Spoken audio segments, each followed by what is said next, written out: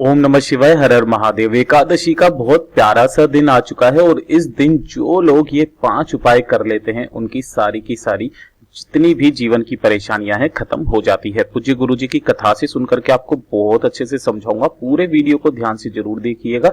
देखिए, पहला जो उपाय होगा वो होगा मनोकामना पूर्ति के लिए। दूसरा उपाय जो होगा वो होगा पति पत्नी के लिए। बहुत लोगों के कमेंट आते हैं पति पत्नी के बीच में ये सबसे ज्यादा समस्या रहती है।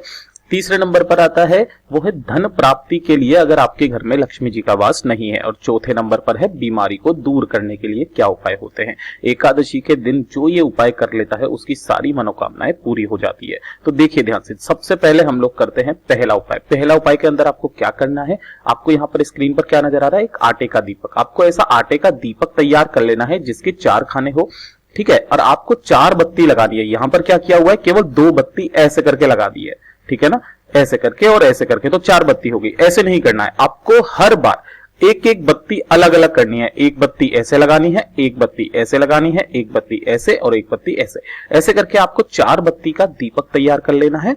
दीपक तैयार करके आप महादेव जी के मंदिर में आपको चले जाना है। यहां पर मैंने आपको दिखाने के लिए एक मंदिर लिया है जहां पर महादेव जी की, जैसे कि यहां पर मान लीजिए यहां पर महादेव जी की शिवलिंग है, ठीक है। आपको क्या करना है, उस महादेव जी के मंदिर के अंदर बीचों बीच में इस दीपक को यहां पर रख देना है जला करके। ध्यान दीजिएगा, ये जो दीपक होना चाहिए इसके अंदर आपको गाय का घी डालना है, ठीक है। गाय का घी का दीपक होना चाहिए। बीचों बीच में लगा करके श्री शिवाय नमस्तुभ्यम का आपको जाप करते चले जाना है। कब तक, जब तक कि ये दीपक पूरा बुझ ना जाए, ठीक है। आपको वहां पर खड़े रहना है। अगर आपको अपनी मनोकामना पूर्ति पूरी करनी है तो आपको इतना करना ही पड़ेगा। रखे रहिएगा, क्योंकि क्या होता है कई बार बहुत लोग आते हैं, वो कहीं कोई ठोकर ना मार दे या कुछ ना कर दे, तो आपको वहां पर खड़े रहना है और इसको देखते हुए रहना है जब तक ये खत्म ना हो जाए। श्री शिवाय नमस्तुभ्यम का जाप करते रहना है और साथ ही साथ अपनी जो भी मनोकामना है वो महादेव जी से कह करके वापस आ जाना है। ये तो हो गया आपके पास में पहला उपाय। मैं आपको दूसरा उपाय एक और बताता हूं जो कि बहुत ही ज्यादा कारगर होता है। आपको क्या कर लेना है, एक तांबे का लोटा ले लेना है, ठीक है। इस तांबे के लोटे में आपको कुछ डालना नहीं है। इस तांबे के लोटे में आपको डालना है अपने घर का जल, ठीक है। आपका घर का जल, ये गुरुजी ने कथा में बहुत जोर दे करके ये वाला उपाय बताया था। इस जल को लेकर के आपको किसी भी समय, सुबह के समय चले जाना चाहो सुबह के समय चले जाओ, शाम को जाना चाहो शाम को चले जाओ। आपको महादेव जी के मंदिर शिवलिंग में जाकर के इस एक लोटे जल को महादेव जी पर समर्पित कर देना है श्री शिवाय नमस्तुभ्यम का जाप करते हुए। जब यह जल बहता हुआ जलाधारी से नीचे आएगा, आप अपने दाहिने हाथ में लेकर के और अपने दोनों आंखों पे लगा करके और उसे आपको ग्रहण कर लेना है। उसके बाद 2 मिनट आपको बैठ करके उत्तर दिशा की तरफ मुंह करके आपको 3 बार एक नाम पुकारना है पूरे दिल से। वो होगा स्वधा स्वधा स्वधा। 3 बार आपको ये बोलना है और ये बोलने के बाद में आपको अपनी जो भी इच्छा है, जो भी मनोकामना है आपकी, वो आप महादेव जी से कह दें। यकीन मानिए बहुत ही अचूक उपाय था। स्वधा पर उन्होंने, गुरुदेव ने बहुत ज्यादा जोर देकर के ये वाला उपाय बताया था जो कि एकादशी के दिन ही होता है। तो आप ये वाला उपाय कर सकते हैं। पहला उपाय हो गया। अब चलते हैं दूसरे उपाय की तरफ। ये हो चुका है। दूसरा उपाय है हमारे पति पत्नी के बीच में। कई बार ऐसा होता है कि पति पत्नी के बीच का कलेश कभी खत्म नहीं होता, छोटी छोटी बातों पर वो लड़ने लग जाते हैं। तो इसके लिए आपको क्या चाहिए, ध्यान से देखिएगा। सबसे पहले आपको एक शमी पत्र दिखाई दे रहा है, एक आपको शमी पत्र ले लेना है। कहोगे कि भैया कौन सा होता है समी पत्र? समी पत्र ये केवल एक इतनी सी पत्ती नहीं लेनी है, आपको यहां से तोड़ना है। ये पूरा एक समी पत्र कहलाता है। आपको एक शमी पत्र ले लेना है, साथ ही साथ एक तांबे के लोटे में अपने घर का शुद्ध जल भर लेना है, ठीक है। आपने ये जल भर लिया। अच्छा, इसको इसके अंदर नहीं डालना है, केवल जल लेकर के महादेव जी के मंदिर चले जाना है। सुबह करना चाहो सुबह कर सकते हो, शाम को करना चाहो शाम को कर सकते हो।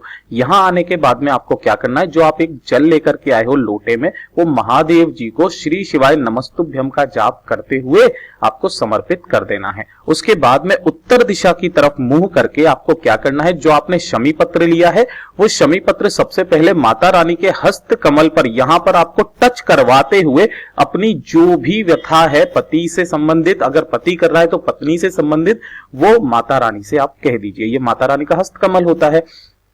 उसके बाद में उसी वाली शमी पत्र को आपको महादेव जी पर समर्पित कर देना है श्री शिवाय नमस्तुभ्यम का जाप करते हुए। उसके बाद में आपको यहाँ उत्तर दिशा की तरफ मुंह करके बैठना है और अगर पत्नी कर रही है तो पति का नाम और गोत्र बोल करके आपको जो भी परेशानी है, कि जो भी लड़ाई झगड़ा है, जो भी मिसअंडरस्टैंडिंग है दोनों के बीच में, वो जल्दी से जल्दी खत्म हो जाए। पति कर रहा है तो पत्नी के लिए भी नाम और गोत्र बोल करके ये उपाय कर ले, आपको निश्चित ही जीवन में सफलता मिलेगी। साथ ही साथ दोनों के बीच का जो कलेश है वो प्रेम में बदल जाएगा। अब चलते हैं तीसरे उपाय की तरफ, परंतु उससे पहले मैं आपसे गुजारिश करूंगा कि जो लोग वीडियो पर पहली बार आए हैं चैनल को सब्सक्राइब जरूर कर दीजिएगा, वीडियो को लाइक करके महादेव जी का कोई सा भी प्यारा नाम कमेंट बॉक्स में जरूर लिखिएगा। तीसरा उपाय है धन प्राप्ति के उपाय। धन प्राप्ति के मैं आपको यहाँ पर 2 उपाय बता देने वाला हूं जो कि बहुत ही ज्यादा कारगर सिद्ध होते हैं। पहला उपाय सुनिएगा, सबसे पहले आपको चाहिए एक चुटकी भर आपको हल्दी चाहिए, पिसी हुई चुटकी भर, ये आपने ले ली। साथ ही साथ आपको क्या चाहिए, एक तांबे का लोटा जिसके अंदर आपको अपने घर का शुद्ध जल भर लेना है। हल्दी को इसमें नहीं डालना है, ध्यान दीजिएगा, हल्दी को नहीं डालना है इसमें, अपने साथ में लेकर के। और एकादशी के दिन जब भी आंवला एकादशी पड़ जाए आपको क्या करना है, आंवले के वृक्ष के नीचे आपको चले जाना है। आंवले के वृक्ष के नीचे जो आपने थोड़ी सी हल्दी ली है वो हरिहर महादेव जी के नाम से, मैं यहां लिख देता हूं, हरिहर महादेव जी के नाम से इसकी जड़ में यहां पर डाल देनी है। मैं यहां पे बता देता हूं, इसकी जड़ में यहां पर, जैसे कि ये जड़ है तो यहां पर डाल देना है। उसके बाद में जो आपने 1 लोटा जल लिया है उस 1 लोटे जल को उसी हल्दी के ऊपर आपको समर्पित करते चले जाना है, हरिहर महादेव जी का नाम स्मरण करते हुए। ठीक है, तो आपकी जो भी समस्या है धन संबंधी वो आपको कह देना है और कह देने के बाद में आपको घर चले आना है। बस छोटा सा उपाय है, इस वाले उपाय से यकीन मानिए आपकी धन में वृद्धि होने लगेगी, आपका व्यापार बढ़ने लगेगा। ये तो हो गया पहला उपाय। दूसरे उपाय पे आपको क्या करना है ध्यान से देखिएगा, ये मेरा सबसे सुंदर उपाय है जो कि गुरुजी ने बताया था आपको। ये दूसरा उपाय बता रहा हूं जिसके अंदर आपको 5 बेलपत्री चाहिए जो कहीं से भी कटी फटी ना हो। ले लिया आपने 5 बेलपत्री। अब उसके बाद में आपको एक चाहिए तांबे का लोटा जिसके अंदर आपको अपने घर का शुद्ध जल भर लेना है। अब इसी पांचों की पांचों बेल पत्रियों को आपको इसी तांबे के लोटे में डाल देना है। जब आप महादेव जी के मंदिर में जाएंगे तो सबसे पहले आपको मिलेंगे नंदी महाराज जी। आपको क्या करना है, नंदी महाराज जी का जो ये उठा वाला पेड़ होता है ना, आपको इस तरीके से जल समर्पित कर देना है कि बेल पत्री जो है वो यहां पर ना गिरे।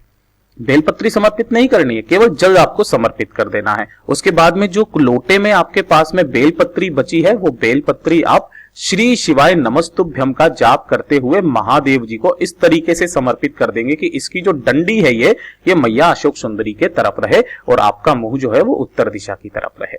आपको इस तरीके से ये पांचों के पांचों बेलपत्र जो है वो समर्पित कर देना है। उसके बाद 2 मिनट यहां पर खड़े होकर के अपना नाम और गोत्र बोल करके आपकी जो भी मनोकामना है, धन संबंधी समस्या है, वो महादेव जी से कह दे कि हमारा व्यापार नहीं चल रहा, धन की बहुत ही ज्यादा कमी है, तो इसे जल्दी से जल्दी खत्म करें। यकीन मानिए इस वाले उपाय के बाद में आपकी जितनी भी धन की समस्या है वो सारी की सारी हल हो जाएगी।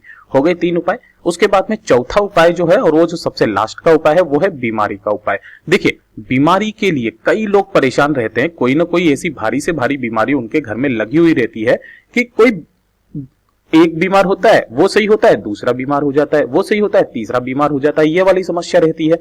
तो आपको क्या करना है, इस वाले उपाय के लिए आपको थोड़े से चाहिए चुटकी भर चावल। अब चुटकी भर चावल में भी आप ले लीजिए 21 चावल, ठीक है ना, 21 चावल का एक खास दान होता है।